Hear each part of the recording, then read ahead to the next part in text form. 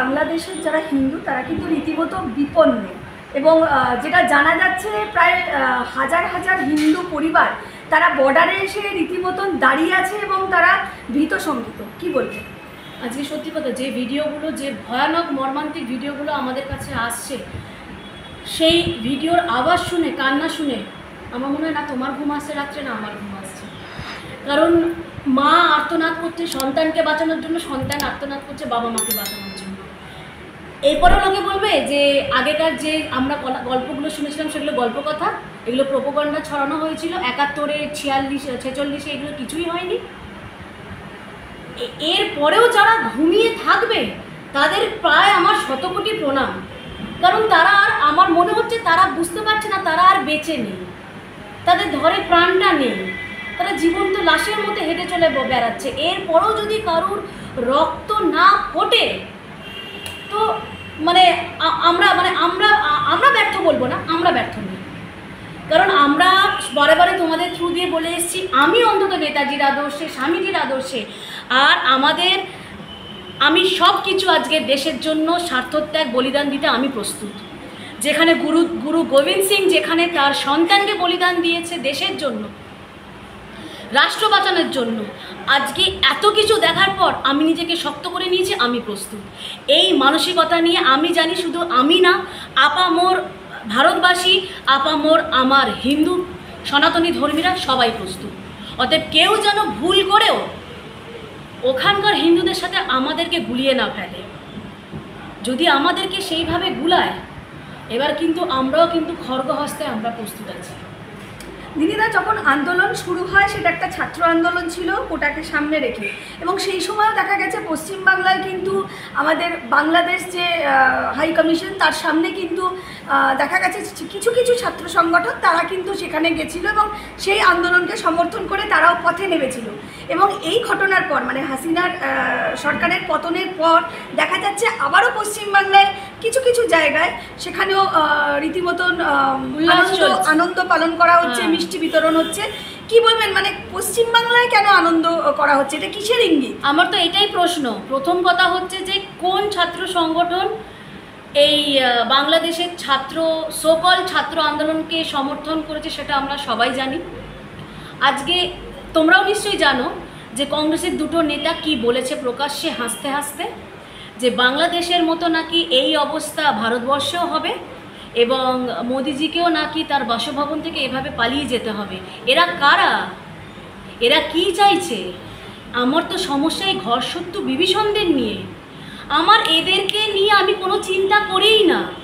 আমরা সনাতনীরা জেগে গেছি, এদেরকে পিষতে আমার 2 মিনিট লাগবে না। সনাতনীদের এরকম মশা মাছিদের ওড়াতে আমরা এইভাবে তুড়ি মেরে উড়িয়ে দেবো।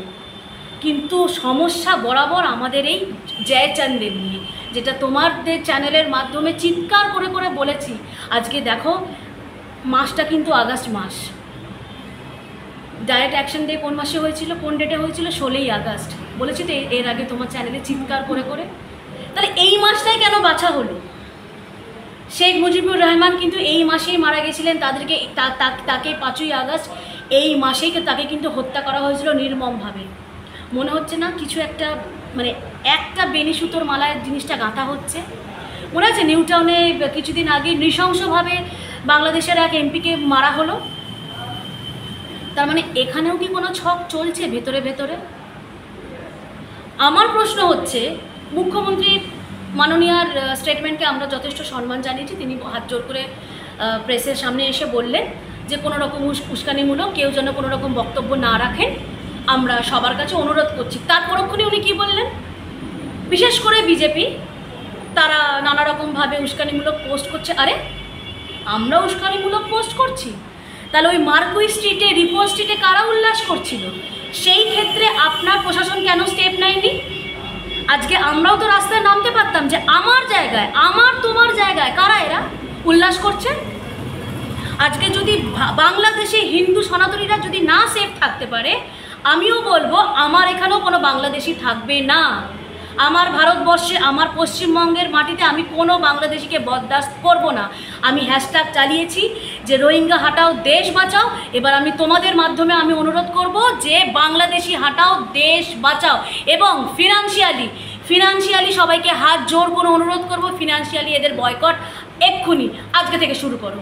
যে কটা ট্রাক পেট্রোপোলে দাঁড়িয়ে আছে ভারত সরকারকে অনুরোধ করব তাদেরকে রিলিজ করে দাও, সব কিছু বন্ধ করে দাও। আর এই বাংলাদেশিদের আমি এদের কোনো ধর্তব্যের মধ্যেই ধরি না। আর্মির দরকার নেই, শুধু ফারাক্কাটা একটু ফাঁক করে দেব, তোলারও দরকার নেই পুরোটা, একটু ফাঁকই যথেষ্ট। ওই ফাঁক দিয়ে সব সাফ করে বেরিয়ে চলে আসবে। দিদিদা, যে বিষয়টা দেখা গেল বাংলাদেশেও কিন্তু কবিগুরু রবীন্দ্রনাথ ঠাকুর, মানে বাংলার মানুষ যাকে নিয়ে ভাবে, যাকে নিয়ে বাঁচে, সেই কবিগুরু রবীন্দ্রনাথ ঠাকুরের মূর্তিও মানে যেভাবে মাটিতে ফেলা হলো, কি বলবেন? আজ আমি লজ্জিত। মানে আজকে 22শে শ্রাবণ তো, আজকে সেই বিবেকের দংশনটা আছে বলে কবিগুরুর বাড়ি যেতে পারি না। কারণ ওই কি ছবি তোলার জন্য যাব, ফেসবুকে দুটো পোস্ট করার জন্য যাব, কবিগুরুর এই মূর্তিটার সামনে একটা মালা দিয়ে ছবি তুলে পোস্ট করে কায়দা মেরে ন্যাকামো করে ছবি তুলবো ফেসবুকে দেবো, সেটার জন্য যাব? আমার বিবেক সেটা সায় দিল না। আজকে কোথায় তার অনুরাগীরা? আজকে তো অনেকে এমন আছে যে মীরাবাইয়ের মতো, মীরাবাই যেমন কৃষ্ণকে ভজন করেন সেমন কবিগুরুকেও ভজন সাধনা করেন, এবং অনেকেই আছে। কোথায় তারা? আজকে রীতিমতো কবিগুরুর মূর্তি নিয়ে কোপানো হলো সেখানে। আজকে নড়ছে না মুখ, কারণ নড়ছে না, রক্ত ফুটছে না টকবক করে, আমার তো ফুটছে। আমি আজকে সেই লজ্জায় লজ্জিত, সেই প্রশ্নটা করার সাথে সাথে আমার চোখটা নিচু হয়ে গেল। আমি বাঙালি হিসেবে আজকে আমি লজ্জিত। আজকে আমার কবিগুরুকে আমি সেই মিনিমাম সম্মানটুকু আজকে কোনো বাঙালির আমি একটা মুখ নড়তে দেখলাম না। আজকে কোথায় বুদ্ধিজীবীরা, সকল বুদ্ধিজীবীরা, এত সাংস্কৃতিক মনোভাবাপন্ন মানুষরা পশ্চিমবঙ্গের কোথায়? আজকে আমি রাজনীতির কথা যাচ্ছি না দিদিদা, একটু ইন্টারাপ্ট করছি, এখানে একটা প্রশ্ন। বাংলাদেশের যে লোকসঙ্গীত শিল্পী রাহুল আনন্দ, আমি আসছিলাম, তার বাড়িতেও কিন্তু আগুন জ্বালানো হয়েছে। শিল্পী সে ভারতেরই হোক বা অন্য শিল্পী সত্তা, শিল্পী সত্তা, আজকে সেখানেও কিন্তু বুদ্ধিজীবীরা চুপ। প্রশ্ন এখানেও উঠছে, বুদ্ধিজীবীরা সত্যি কোথায়? আমি এখানে এই পরের বারে এটাতেই আসতাম যে আজকে সত্যি খুব খারাপ লেগেছে। কারণ মানে যারা শিল্পী না, তাদের কাছে বাদ্যযন্ত্রটা না ভগবানের মতো। মানে যখন দেখছি না তার 3,000-3,500 বাদ্যযন্ত্র পোড়ানো হয়েছে, বিশ্বাস করো চোখ দিয়ে জল বেরিয়ে গেছে। কারণ আমরা সরস্বতী ভজনা করি, আজকে কম বেশি হারমোনিয়াম, তবলা, সেটা সবার বাড়িতে আছে। তো সেইটা আমাদের কাছে একটা ভজনার জায়গা, আমাদের একটা সাধনার জায়গা।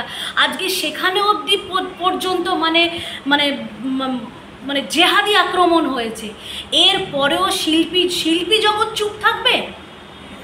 আজকে আমি এখনো পর্যন্ত চুপ, এখনো অবধি চুপ। আচ্ছা, এইবার যখন আমরা বলতাম যে কই বাংলাদেশের অভিনেতাদের নিয়ে এত আধিক্যতা করার কি আছে, ওদের ওখান থেকে অভিনেতা অভিনেত্রী না আসলে কি আমাদের এখানে সিনেমা করা যাবে না? আমাদের তো মানে ট্যালেন্টের আমাদের এখানে বন্যা বয়ে যাচ্ছে, সে সব দিক দিয়ে, সে খেলার দিক দিয়ে বলো আর যে কোনো মানে সঙ্গীত, সিনেমা জগৎ, বিনোদন জগৎ, আমাদের পশ্চিমবঙ্গ ট্যালেন্টের ছড়াছড়ি। কিন্তু তাও ন্যাকামো আধিক্যতা করে ওখান থেকে আমদানি করে নিয়ে আসে কিছু বাংলাদেশি ইয়েকে সিনেমার জন্য, এর জন্য ব্যবহার করা হয়।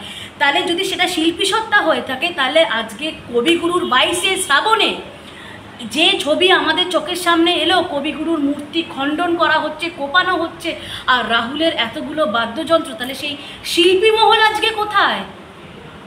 তাদের গলার ভেতর কি চটিটা ঢুকে গেছে বা কিছু এমন কিছু ঢুকে গেছে, আটকে গেছে যে গলার ভয়েস বেরোচ্ছে না? আমাদের তো লাগছে, তাদের লাগছে না। এবং শান্ত খানের খুনকেও আমি ন্যাক্কার আর ধিক্কার জানাচ্ছি। আজকে কিন্তু আমি এখানে হিন্দু মুসলিম করতে বসিনি। আজকে প্রশ্ন এসে গেছে কিন্তু যে মানব সভ্যতা, আজকে আমরা 21st সেঞ্চুরিতে যেখানে আমরা এগোচ্ছি, একটার পর একটা বিস্ময় সৃষ্টি করছি, চাঁদে পৌঁছে যাচ্ছি, সেই জায়গায় দাঁড়িয়ে এই মধ্যযুগীয় বর্বরতা, এটাকে নিয়েও লজ্জা করে না? এই কংগ্রেস, এই মাকুদের লজ্জা করে না? এদের না দুদিন আগে সাপোর্ট করতে গেছিল ইয়েতে, পাক সার্কাসে। আর আজকে কংগ্রেসের দুটো নেতা কি বলছে, ইয়ে হবে? আমি তো বলবো ভারত সরকারের ইমিডিয়েট তাদের উপর দেশদ্রোহী আইন প্রণয়ন করে তাদেরকে ইমিডিয়েট বরখাস্ত করে দেশের থেকে বার করে দিক। আরে একবার ভারতবর্ষের বর্ডারটা পেরোক না, তারপর বুঝবে জ্বালা। ওই ভারতবর্ষের ভেতরে সুরক্ষার বেড়াটোপে দাঁড়িয়ে আমাদের মতো গ্রেট ইন্ডিয়ান আর্মির ঘেরাটোপে থেকে না অনেক লেকচার কপচানো যায়, অনেক বাতেলা দেওয়া যায়। আরে বেরো ভারতবর্ষের বাইরে বেরিয়ে দেখ কত ধানে কত চাল। দিদিদা তাহলে কি বলবে যে জিহাদিদের হাতে প্রতিবেশী দেশ চলে গেছে? তোমাদের চ্যানেলের মাধ্যমে এর আগে চিৎকার করে বলিনি, আজকে ঠাকুরকে ডাকছে আমার মনের কুটা যেন সত্যি না হয়। মনে কিন্তু কু ডাকছে, যেটা যেটা বলে এসছি আজকে কিন্তু পরপর পরপর সব মিলে যাচ্ছে।